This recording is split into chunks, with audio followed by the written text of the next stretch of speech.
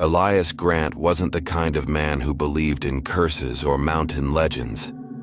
He believed in oxygen levels, elevation maps, and the quiet logic of the Rockies. He'd spent half his life hiking the high ridges alone. But on the east face of Benson Peak, there was one stretch he'd always avoided. Locals called it the Empty Mile, a barren path above the tree line where hikers didn't get lost. They vanished. No tracks, no gear, no bodies. Just a clean erasure, as if the mountains swallowed them whole. Elias never believed those stories, until the night he set camp on that ridge and heard someone breathing in the dark who wasn't him. The temperature had dropped fast by midnight. Wind shook the tent violently, whistling through the rocks like a warning. Elias turned to grab his lantern when he heard it. A slow, heavy crunch in the gravel just outside. Not an animal, not falling debris. These were deliberate footsteps. Human, booted, moving in a slow circle around his tent. His breath caught. He reached for his knife, unzipped the tent just enough to look outside. The slope was empty, washed in cold moonlight. No movement, no figure. But the footprints were there, deep, fresh, circling the tent once before stopping behind him. He spun around, but the trail simply ended, as if the person had walked into thin air. He tried to convince himself it was a trick of the wind, but the wind couldn't leave footprints. Around 3 a.m., Elias sat awake, staring at the thin tent wall when a shape appeared on it. A tall, thin silhouette cast from outside. It stood perfectly still, inches away. Elias didn't move, didn't breathe. Neither did the figure. For a full minute, it stayed frozen. Then the shadow began to stretch upward, growing taller, its outline rising past where a normal human could stand. Elias burst out of the tent, knife in hand. No one was there. But far up the slope, he saw someone standing under the moonlight.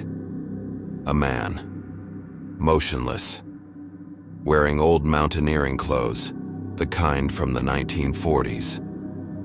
Elias called out.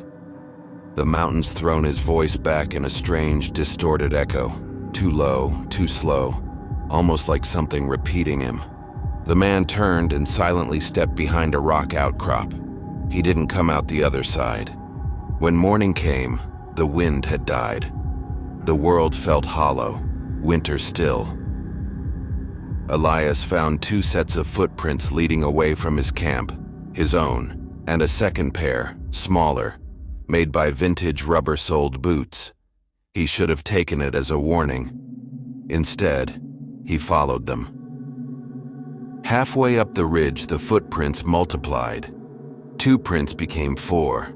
Then 10, then dozens, all pointing toward the narrow stone ledge called Crow's Rest, a place where several climbers had disappeared. Elias felt a vibration in his chest, like the mountain itself was humming. The air was colder here, still, too still. On the ledge stood the same man from the night before, facing away, staring over the drop. His clothes hung stiff and torn. Elias approached slowly, calling out again. No reaction, no movement. The man stood like a statue carved from fog. Elias took one more step.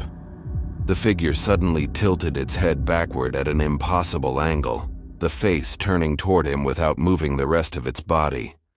Its eyes were empty holes. Its mouth hung open like a silent scream. Then it stepped off the ledge. Elias rushed forward, but no body fell, no sound echoed, no shape moved below. The ravine was empty. Behind him came a sound, soft whispers, layered over each other, like multiple voices trying to breathe the same sentence. He didn't remember packing. He didn't remember running. Only the blurred panic of descending the mountain, the sensation of someone keeping pace behind him, their footsteps matching his one for one. Every time he stopped, the footsteps stopped. Every time he walked, they followed. He didn't look back. Only when he reached the tree line did everything stop. The wind, the whispers, the footsteps. Later, at the ranger station, he told an older ranger what he'd seen. The man listened quietly, then said something that chilled Elias more than anything on the mountain. "You're lucky you didn't answer them." Elias asked, "Answer who?" The ranger stared at the floor. "The ones who walk above the tree line. They mimic your steps, your voice, your shadow.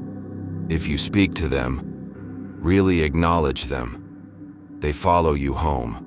Elias never hiked alone again. But some nights, long after he quit climbing, he still hears the crunch of boots on gravel outside his house. Slow, heavy, matching his steps. Just one behind. Before we move on to the next story, give us your verdict on this one. And don't forget to like and subscribe. The rescue team didn't like going up Carson Ridge in winter, especially after dark. But Mason Cole wasn't the type who waited for morning. When a distress beacon pinged from an old weather station halfway up the mountain, he suited up and went alone. Most beacons triggered by accident came from hikers who slipped or panicked. But this one had activated 3 times in intervals, almost like someone was pressing the button deliberately, almost like Morse code. By the time Mason reached the tree line, the forest felt unnaturally quiet. No wind, no distant owls, just the crunch of his boots and the slow tug of unease in his gut. The weather station was another hour up, an old metal shed built decades ago and barely maintained. Nobody used it anymore. Nobody lived near it. Nobody should have been there to trigger its beacon. Halfway up the ridge, Mason found a glove lying in the snow. A woman's glove, pale blue, wool, frozen stiff. No tracks around it, no slide marks, no signs of struggle. Just a single glove resting on untouched snow, like someone had placed it there carefully, deliberately. He pocketed it and continued upward. The higher he climbed, the stranger the atmosphere became. Mason had hiked this ridge 100 times and knew its sounds. Wind funneled between rocks, snow shifting under pressure, the distant groan of ice cracking. But tonight, he kept hearing something else, something that didn't belong in the mountains. Breathing, not his own, not human. Slow, heavy, wet breathing coming from somewhere off the trail, then stopping whenever he turned his head. He tried to shake it off, focusing on the flickering light ahead, the weather station's bulb struggling against the cold. He reached the door, pushed it open, and swept his flashlight inside. The place was empty. No person, no body, no signs of life. Just a metal cot, a rusted heater, and a cracked window rattling in the wind. He checked the beacon pad. It had been activated from the inside. Someone had definitely been here. He noticed something scratched into the wooden desk beside it. Letters carved unevenly, frantic and desperate. "Don't listen to him. Don't look at him. Don't follow him." Mason felt a cold rush down his spine. The messages were fresh, no older than a few hours, maybe less. Whoever wrote them was terrified and close. He swept the room again, his flashlight trembling now. Something felt wrong, like the room had one breath too many. Then he heard it, a soft tap, then another. Tap, tap, tap, coming from the metal roof. Mason stepped outside slowly, scanning the darkness. Snow drifted lazily down. The sky was clear, the roof was empty, but the snow around the station wasn't empty. Footprints, a single set, bare feet. They led from behind the shed, walked a perfect circle around it, then stopped right behind him. Mason spun around, heart hammering. Nothing. The prints were already fading, as if the snow no longer wanted to hold them. Then he heard a voice. "Mason?" A woman's voice. Close. Soft. Trembling, he recognized it instantly. Emma Hayes, the hiker who'd gone missing last week. He turned toward the sound, scanning the ridge. The voice came again, clearer this time, sounding exactly like Emma. "Please, help me!" Mason felt his throat tighten. Emma had been an experienced hiker, bright, kind, always offering help to others. The search team had found her backpack days ago, torn open near a ravine. No other signs of her. Mason lowered his flashlight. Emma, where are you? Silence. The wind shifted, and with it the voice changed, warmer, closer, almost brushing against his ear. "I'm right here." The voice was behind him. Mason turned, shining his light directly into a figure standing 10 feet away. A woman, but not Emma. Her body was too tall, stretched slightly wrong, like someone had pulled her spine upward. Her arms were long, her fingers thin and bluish, her nails cracked like stone. Her head tilted at a gentle, unnatural angle, and her hair hung stiffly, frozen into strands that didn't sway with the breeze. But her face was Emma's. Almost. Smiling too wide, eyes too empty, skin too smooth like it had been shaped instead of grown. "Mason," she whispered, voice perfectly mimicking Emma's tone. "I'm so cold."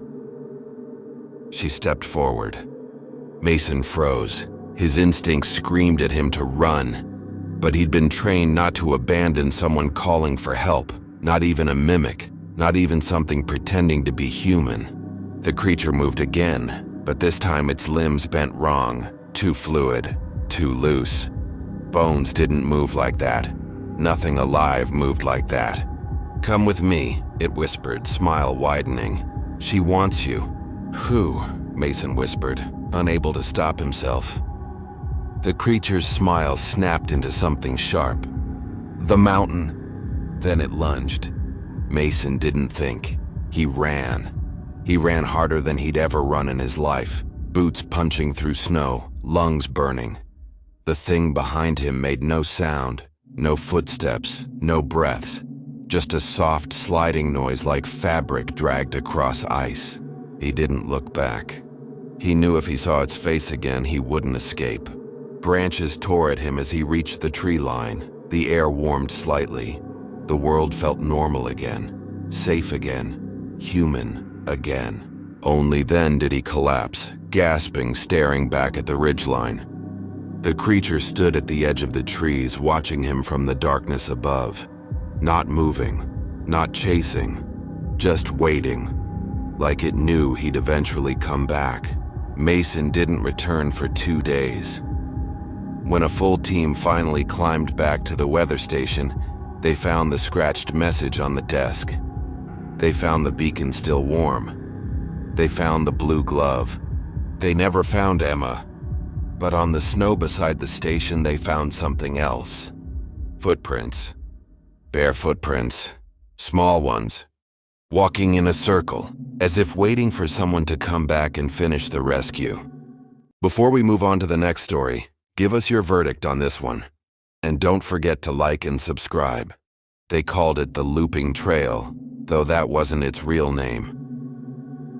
Hikers started using the nickname after too many people reported the same thing, walking for hours only to end up back where they started without ever turning around. Most blamed the fog, the angle of the slope, or simple exhaustion. But the old rangers knew better. They said the mountain kept certain people and confused the rest.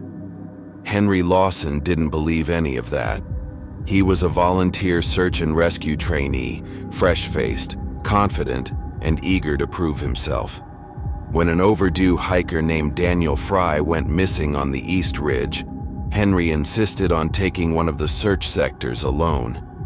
It was mid-afternoon. The sky was clear, and the fog wasn't expected until nightfall. He figured he had at least 5 hours before visibility became an issue. He started on the marked path and followed Daniel's last known GPS ping. The trail was narrow, hemmed in by pines, but he made good time. 30 minutes in, he found the first sign.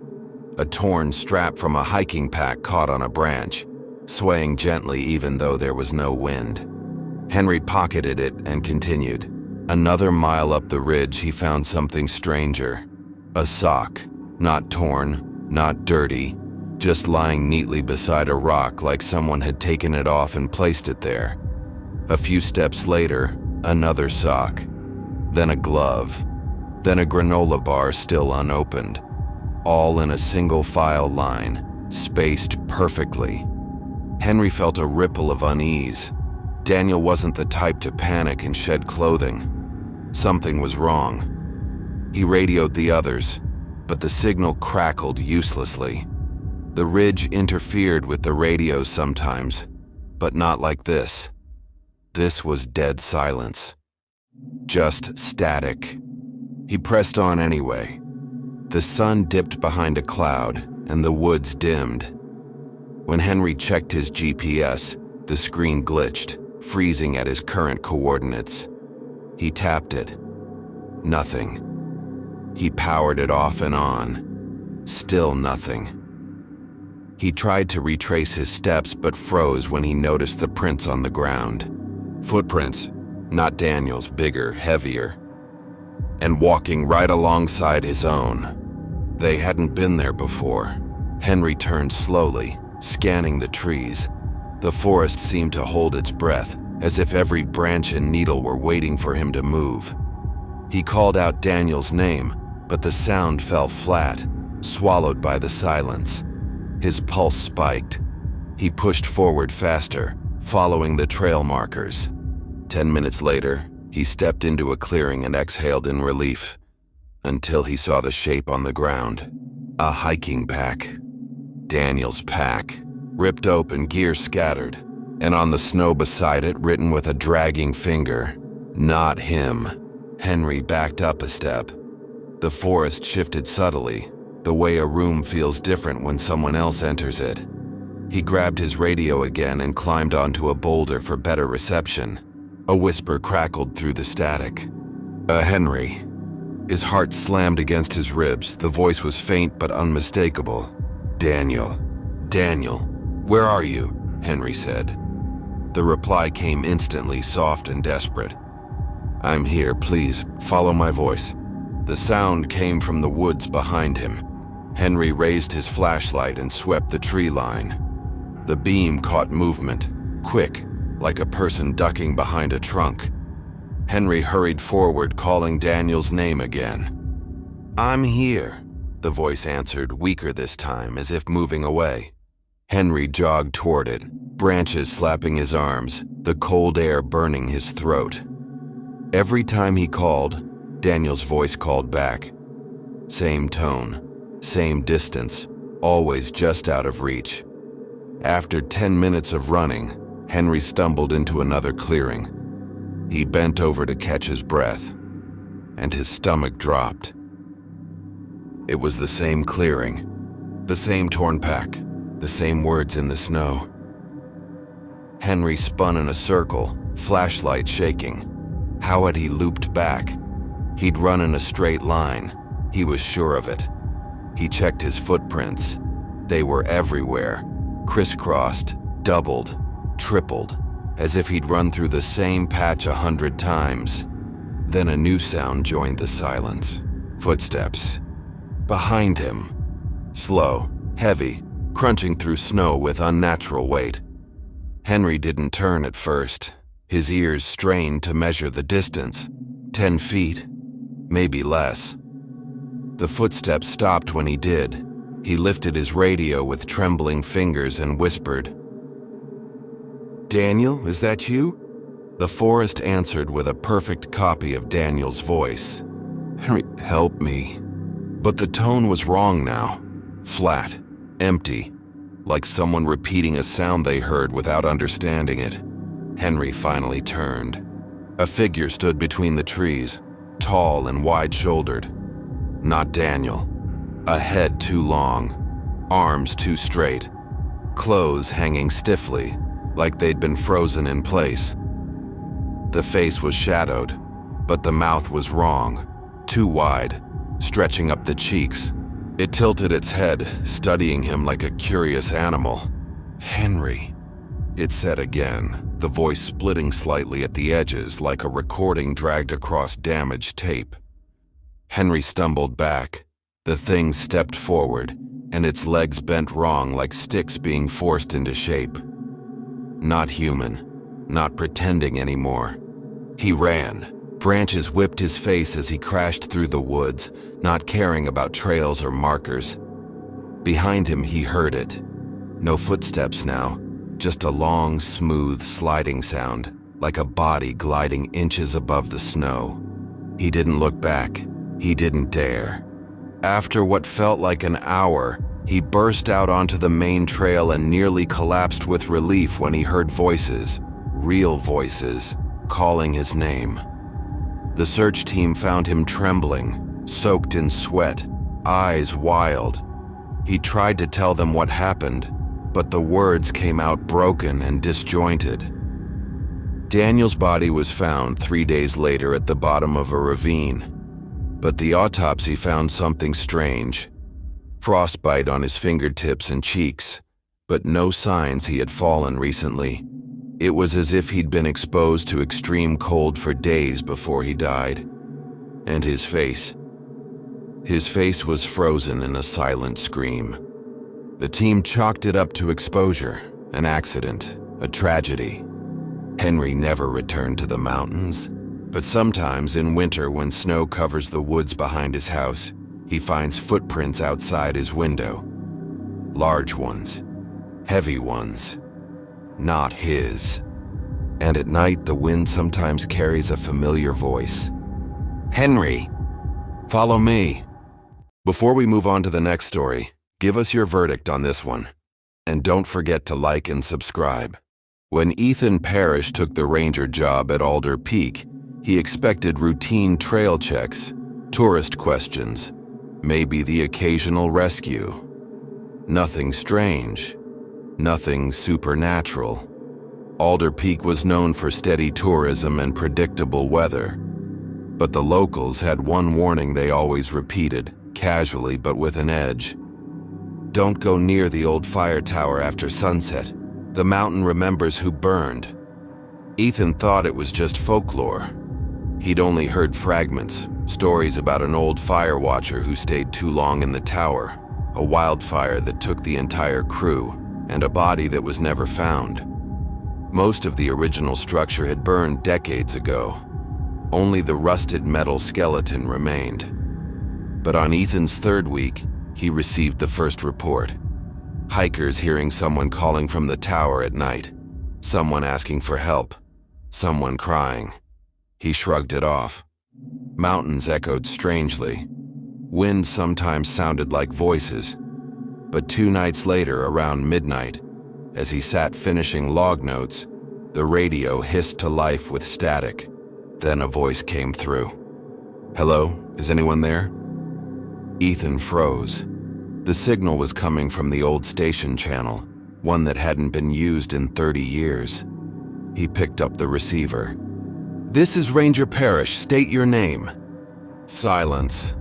Then the voice returned, trembling. "I can't get out." Ethan swallowed. "Who is this? Where are you calling from?" The voice cracked. "Please, it's getting dark." The line went dead. Ethan stared at the radio. He checked the frequency again. It was impossible. Nobody else had that channel. The equipment for it didn't even exist anymore. He should have ignored it. But he couldn't shake the feeling that someone was up there. Hurt, trapped, freezing. Against his better judgment, Ethan grabbed his jacket, radio, and a flashlight and headed toward the fire tower. The trail was narrow and steep. Trees rose tall on both sides, their branches forming a jagged canopy that swallowed the moonlight. As he hiked, the forest grew unnaturally quiet. No wind, no crunch of snow falling from branches, no animals. just his own footsteps and his heartbeat. After 30 minutes, he reached the clearing. The fire tower stood crooked and blackened, metal beams twisting upward like skeletal fingers. Most of the wooden platforms had collapsed long ago, leaving only fragments. It should have been impossible to climb. And yet, there were footprints. Fresh, leading straight to the tower. Ethan's breath fogged the air. He stepped closer, shining his light upward. That's when he heard it. A voice coming from the top. Soft, broken, crying. Hello. It was the same voice, the same desperate trembling. Ethan yelled upward, "Stay where you are! I'm coming!" The crying stopped. Then in a calm whisper, "Please hurry." Ethan climbed the rusted ladder, metal groaning under his weight.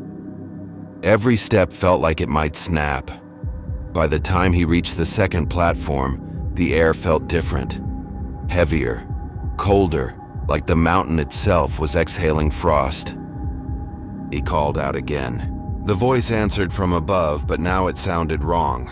Too close, too smooth, like someone speaking through a smile. "Ethan, I knew you'd come." He froze. He hadn't given his name. His flashlight flickered. A sharp metallic creak echoed above him, something shifting on the third platform. He climbed slowly, dread settling in his bones. When he reached the top, the beam of his flashlight swept across warped metal and charred wood. The tower was empty. Completely empty. The crying stopped. The night air held its breath, then a whisper directly behind his ear. "You're too late." Ethan spun around. No one stood on the platform, but something moved just beyond the reaches of his flashlight, a shape slipping down the side of the tower with impossible speed, limbs bending like liquid. He scrambled down the ladder, nearly losing his grip. When he reached the ground, he shone his light into the trees. A figure stood at the edge of the clearing. Tall, still, watching. Its face was wrong, long, blistered, burned. Skin peeling like old wallpaper. The eyes were bright, reflective, like an animal caught in headlights. The creature took one step forward, and Ethan heard it breathing, wet, ragged, like lungs filled with smoke. He staggered back. His radio crackled. The voice returned. "Don't leave me here. Please, help me." The creature tilted its head. The voice was coming from its mouth. Ethan turned and ran. He didn't look back. The forest warped around him, trees shifting, paths bending, familiar landmarks appearing in the wrong places. Every few seconds, the voice whispered from different directions, closer each time. "Ethan, don't run. You can save me. Come back to the tower. Don't leave me to burn." By the time he burst out of the woods and onto the main road, his lungs were burning. He collapsed beside the trail sign, shaking. When he finally reached the ranger station, the radio was still on. Static. Then the voice came through one last time, barely a whisper. "But you were supposed to take my place." The frequency went dead. Ethan put in for a transfer the next morning. No one argued. 2 weeks later, another ranger took his shift. That night, the old fire tower called again. Same frequency, same voice. But this time, when they checked, they found something new at the base of the tower. A jacket. Ethan's jacket, folded neatly, waiting. Before we move on to the next story, give us your verdict on this one. And don't forget to like and subscribe. Tom Harland had been guiding tourists through the Pinecrest Range for almost 12 years. He knew every ridge, every rock formation, every shortcut that would shave an hour off a hike. But there was one place he never took anyone, no matter how much they begged. The West Hollow Ice Caves. People talked about them like they were a challenge, a secret landmark, a badge of honor. But locals avoided them. Rangers warned against them. Even maps drew a vague outline around the area, never marking the exact entrances. Tom always said the same thing when asked. "The caves don't stay where you left them." Most people thought he was joking, but Tom wasn't a man who joked about the mountain. On a late February afternoon, he got a message from the sheriff. A teenage boy had gone missing after exploring West Hollow with friends. They claimed he ran into one of the caves calling for help and never came back out. Tom didn't hesitate. He grabbed his gear and headed up the ridge alone. The snow was fresh and powdery, making every footstep quiet. Too quiet. It felt like the entire mountain was listening. As he approached the hollow, he found the first sign of the boy, a bright yellow beanie half buried in the snow. No prints around it, no sign he had ever turned back. The wind had already erased the trail. Tom pushed on, flashlight in hand, scanning the tree line for the dark outlines of the cave mouths. The entrances were never in the same place twice. Sometimes they were low to the ground, sometimes halfway up the ridge. Sometimes they appeared as narrow cracks, other times as yawning black holes. Tonight, the entrance waited for him like it had been expecting someone. A narrow arch of ice shaped like a crooked jaw, blue and glowing faintly from within. A faint drip echoed inside, rhythmic and hollow, like the mountain itself had a heartbeat. Tom stepped into the cave. The temperature dropped instantly. His breath fogged into thick white clouds. The walls shimmered with frozen patterns that looked disturbingly like faces. Eyes pressed wide against the ice, mouths permanently open in silent screams. He walked deeper, boots crunching on brittle frost. "Hello?" he called. His voice bounced back immediately, echoing too close, too loud, as if something was standing right behind him, repeating his words. He turned fast, nothing. He kept walking. Far inside, the cave widened into a large chamber. In the center was something he didn't expect. A shoe. A boy's shoe, frozen upright like the foot inside had been lifted out of it. Tom lifted his radio, found a sign of him, continuing deeper. Static hissed. Then a voice, but not the sheriff. Tom! It was the boy's voice, weak, tired, echoing from somewhere ahead. Tom's heart clenched. "Stay where you are, I'm coming." His flashlight flickered as he followed the sound down a narrow ice hallway. The dripping noise grew louder, sharper, turning into something rhythmic, like footsteps matching his own. When he stopped, the sound stopped. When he walked, it resumed. He whispered the boy's name. The echo whispered it back. Then suddenly the cave shook, just slightly like a soft breath shuddering through the tunnels. The ice walls groaned. Tom pressed onward, panic rising. The hallway ended in a smaller chamber. He swept his light across it. The boy stood there, facing the wall, not shivering, not calling, just standing perfectly still. "Kid?" Tom whispered. The boy didn't turn. Tom took a step forward, his boots crunching loudly. The boy's head moved first, slowly rotating toward him in a way that didn't look natural. When he finally faced Tom, the guide felt his stomach drop. The boy's eyes were wide and glassy. His mouth was open slightly, and his entire face was pale blue, like he had been frozen solid. But he blinked. "Please," the boy whispered, voice trembling. "It's still here." Tom rushed forward, reaching for him. But the boy suddenly stepped back, shaking his head violently, eyes darting toward the wall. No, it's behind you." Tom stopped breathing. He turned slowly. A tall shape stood at the cave entrance.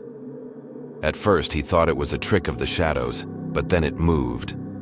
The figure bent unnaturally low to fit inside the chamber, its limbs long, stretched, coated with frost, like it had been formed from the cave itself. It had no face, just a smooth surface of ice where features should have been. But it breathed. Loud, rattling breaths that steamed the air. It stepped forward, cracking the frost beneath it. Tom grabbed the boy's hand and pulled, forcing him toward the exit. The child stumbled, weak, barely able to move. The creature followed, its movements fluid, sliding across the ice instead of stepping. The tunnel twisted, splitting into two paths. Tom didn't know which was the way out. Caves rearranged themselves all the time. He chose the left one and bolted forward, dragging the child behind him. Behind, the creature scraped the ice walls with long, jagged fingers, producing a sound that made Tom's teeth ache. Suddenly, the tunnel ahead began to collapse, ice dropping in sheets. Tom shielded the boy, pushing him through a gap. A beam of moonlight shone faintly ahead. They were close. Almost out. He shoved the boy forward. "Go, run!" The boy scrambled out onto the snow, coughing, sobbing. Tom turned back. The creature was inches away. For a moment, they froze. Tom felt its cold breath washing over him. It tilted its head like it was studying him, memorizing him. Then it lifted a hand and pressed its icy palm against Tom's chest. The cold was indescribable. It burned, it froze, it seared through him like a brand.